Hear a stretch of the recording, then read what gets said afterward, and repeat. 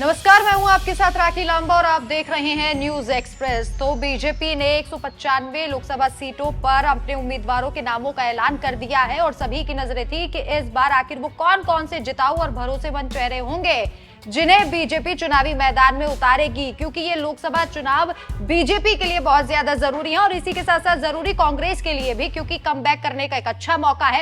और अगर हम बीते विधानसभा चुनावों के रिजल्ट को देखें तो कांग्रेस पर अब बेहद ज्यादा प्रेशर हो गया है जीत का।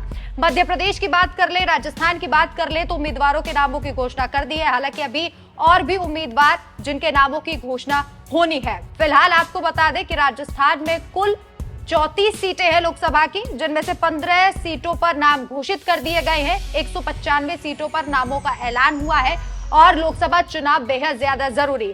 बात राजस्थान की हो रही है तो आपको वो नाम बता देते हैं।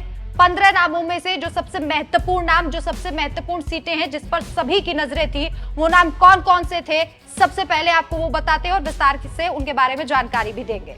तो सीकर से सुमेधानंद सरस्वती, अलवर से भूपेंद्र यादव, बीकानेर से अर्जुन राम मेघवाल, नागौर से ज्योति मृधा, जोधपुर से गजेंद्र सिंह शेखावत, बांसवाड़ा महेंद्र मालवीय, चित्तौड़गढ़ से सीपी जोशी और कोटा से ओम बिरला। इसके साथ साथ ही झालावाड़ा से दुष्यंत सिंह को टिकट मिला है। तो दुष्यंत सिंह कौन है जिन्हें झालावाड़ा से टिकट दिया गया है? ये वसुंधरा राजे के बेटे हैं। और इसी के साथ साथ ओम बिरला के नाम को भी आप जानते हैं। चित्तौड़गढ़ से सीपी जोशी, जो अभी राजस्थान बीजेपी के प्रदेश अध्यक्ष है, उन्हें मौका दिया गया है। गजेंद्र सिंह शेखावत, जिन्हें वसुंधरा राजे का विरोधी भी माना जाता है और कभी कभी उनकी उनसे दोस्ती भी हो जाती है, उन्हें भी टिकट दिया गया है।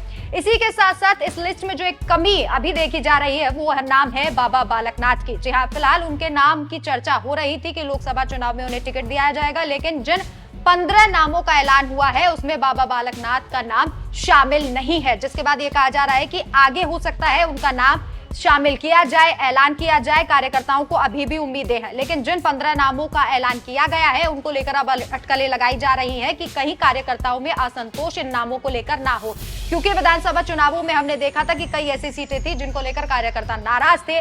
बहरहाल उसके बावजूद भी बीजेपी ने बंपर जीत हासिल की थी। लेकिन देखना होगा कि इस बार जब लोकसभा चुनाव होंगे, क्योंकि विधानसभा चुनाव और लोकसभा चुनाव दोनों में अलग अलग समीकरण बनते हैं, अलग अलग तरीके से वोट डाले जाते हैं और लोगों की अलग अलग थिंकिंग होती है। उनके राज्य में किस तरीके का काम किया गया, विधानसभा क्षेत्र में या लोकसभा क्षेत्र में किस तरीके का काम किया गया, उसी के बेस पर लोग वोटिंग करते हैं।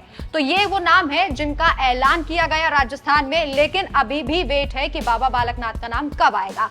आपकी क्या राय है? जो 15 नाम बताए हैं कि ये इन सीटों से चुनाव लड़ेंगे, जिन पर बीजेपी ने भरोसा जताया है, क्या ये सही साबित होंगे या नहीं? हमें कमेंट करके जरूर बताएं। नमस्कार।